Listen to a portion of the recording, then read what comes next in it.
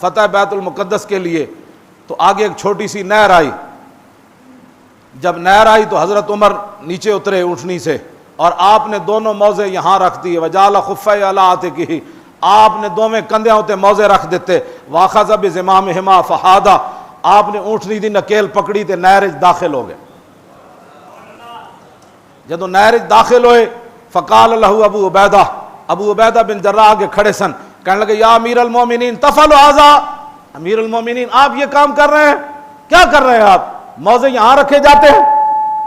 یہ سامنے کھڑے ہیں یہودی, ان کے بڑے بڑے مولوی اور ان کے بڑے بڑے سردار کھڑے ہیں, اور آپ جناب فتح بیت المقدس کے لیے آئے اور آپ نے موزے یہاں رکھ دیے. ما یسرنی ان اہل الشام استشرفوا کا, یہ بات مجھے اچھی نہیں لگی آپ کی کہ آپ نے موزے یہاں رکھے. دیکھیں سارے اہل شام آپ کے اس منظر کو دیکھ رہے ہیں, وہ کیا کہیں گے کہ ان کے امیر المومنین کو یہ بھی نہیں پتا کہ جرابیں جیب میں ڈالی جاتی ہیں یا موزے یہاں رکھی جاتی ہیں. فقال واہ, سنا ہے مسلمانہ, میں اس اسلام کی بات کرتا ہوں, دن رات میں اسلام کی بات کرتا ہوں, دن رات میں اسلام اس لیے کرتا ہوں کہ فاروق اعظم, لاکھوں بندے کھڑے ہیں, ہزاروں فوج مسلمانوں کی کھڑی ہے, بیت المقدس فتح ہو رہا ہے, وہ اپنی کتابیں لے کر ایسے کھڑے ہیں, ان کے بڑے بڑے مولوی. حضرت عمر موزے اتھے رکھ دیتے. ہاں جی, میک اپ نہیں کیا جاتا ٹی وی پر جانے کے لیے, عورتوں سے میک اپ کرا کے ٹی وی پر دینی مسئلے بیان نہیں ہو سکتے. ہاں مجھے بتاؤ, ہاں یہ اسلام جو ہے وہ اسلام اپنی پاور رکھتا ہے. ہاں جی, ہاں جی, اتھے گل اور ٹی وی تے جا کے اور اگے جا کے اور اگے چونکہ ہے کیوں جی. ہاں میں جس اسلام حضرت عمر نے کی گل کی تھی, بس آج لوگ اسلام کا نام لیتے ہوئے شرماتے ہیں, ٹی ویوں پر کہتے ہیں ہمیں تو شرم آتی ہے, ہم مسلمان کہلاتے ہیں, تو بے شرما جا ہندو ہو جا.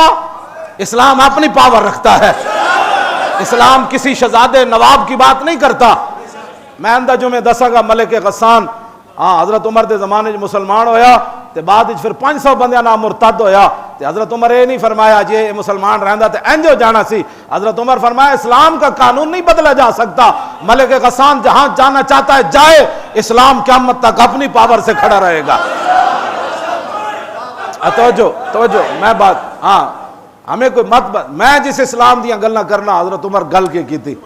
36 لاکھ مربع میل دے حکمران ہون جی, تے فاتحانہ انداز نال آ رہے ہون, تے سادگی اتنی ہوئے 36 پیوند کرتے نو لگے ہون, چمڑے دا ٹکڑا بھی نال آپ دا سیا ہوئے 36 پیوند بھی لگے ہون, تے موزے لا کے تے اتھے رکھ دین, تے ابو عبیدہ بن جراح امین الامہ, اس امت دے امین یہ گل کر دیون کہ ما یسرنی, اے گل مینوں چنگی نہیں لگی, تسی ایتھے ہی موزے رکھنے سن, موزے کسے غلام نو نہ پا دیں دے, سانو نہ پا دیں دے, اے تسی کی کیتا ہے. تے فقال واہ, سنا ہے مسلمان, میں ہمیشہ اسلام کی بات اس لیے کرتا ہوں. حضرت عمر لمبی سانس کھینچی, اینڈ کر کے فرمایا اے کہ کیتا ہے.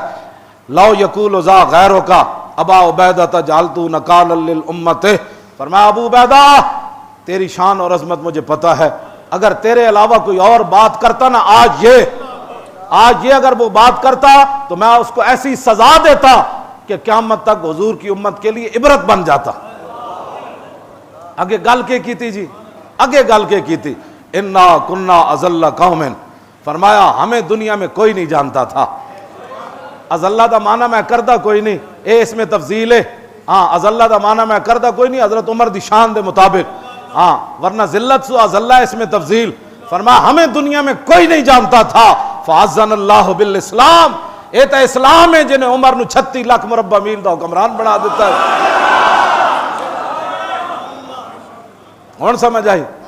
بس اگلی گل حضرت عمر نے, آج پوری امت مسلمہ افغانستان ویکھو ڈب گیا, عراق ویکھو تباہ ہو گیا, شام ویکھو اجڑ گیا, برما ویکھو قیامت گزر گئی, یمن ویکھو تباہ ہو گیا, جناب چیچنیا ویکھو کچھ نہ رہا, بوسنیا ویکھو کچھ نہ رہا, کشمیر ویکھو قیامت گزر گئی. آج ہم جس نیج پر پہنچے ہیں اس کی وجہ کیا ہے؟ ترجمان نبی حضرت عمر گل کی فرما گئے قیامت تک. آپ نے فرمایا فمہما نطلب العز بغیر ما عزنا به اذلنا, فرمایا سنو ابو عبیدہ اب کی بات نہیں, میں قیامت تک حضور کی امت کو ایک پیغام دے رہا ہوں, یہاں موزے رکھ کر پیغام دے رہا ہوں کہ یہاں موزے رکھنے سے بے عزتی نہیں ہوگی. ہاں بے عزتی کب ہوگی؟ کہ جب اسلام چھوڑ کر لوگوں نے دوسری چیزوں سے عزت تلاش کی تو پھر اس وقت دنیا میں یہ ذلیل ہو جائیں گے. ہاں نہ ان کو کوئی پوچھے گا، نہ ان کی کوئی عزت ہوگی دنیا میں، ان کو بھیڑ بکریوں کی طرح دنیا کھا جائے گی۔ یہاں موضع میں نے رکھے بھی ہیں تو کیسر و کسرا آج بھی کانپ رہا ہے کہ عمر آ رہا ہے، عمر آ رہا ہے۔ ہاں موضع جیب میں رکھنے سے عزت نہیں ہوگی، موضع جہاں بھی رکھے جائے اس کی پرواہ نہیں کرنی، لیکن دامن اسلام ہاتھ میں ہو تو پھر کوئی بات نہیں ہوگی۔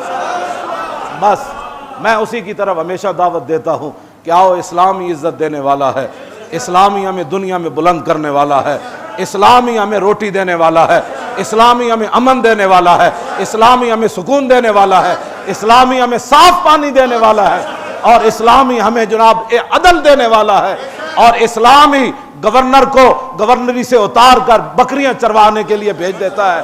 یہ اسلام کا کمال ہے۔ رہے گا یوں ہی ان کا، دیکھو دیکھو کون آیا۔